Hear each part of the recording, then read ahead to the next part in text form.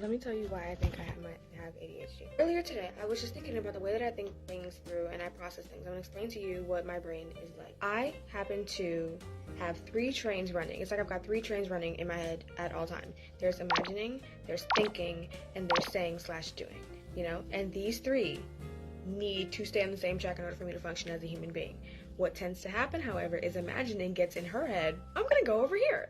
And so now, she's off on like in her own little world, and that's fine. You know, wild women do and they don't regret it. That's fine. However, thinking needs to stay on track. Thinking needs to get it together. Thinking is the one that needs to be driving this boat so that saying can act right.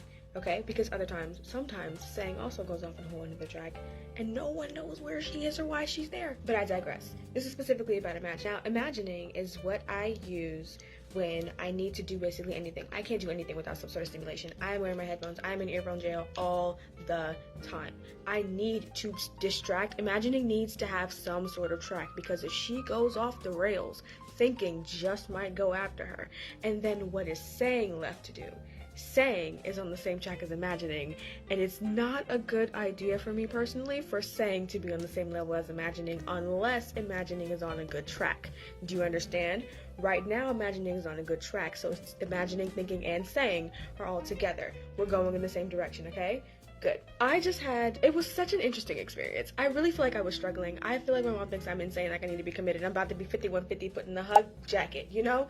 The real issue is, I was listening to an audiobook in the shower, which is something that I don't typically do. Usually what I use to stimulate myself all the time is music.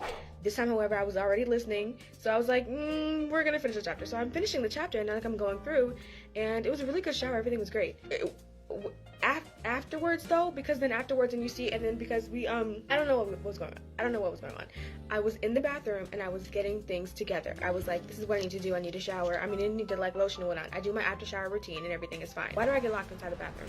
That one instance, it felt like an eternity. Dear reader, it was like 5 seconds.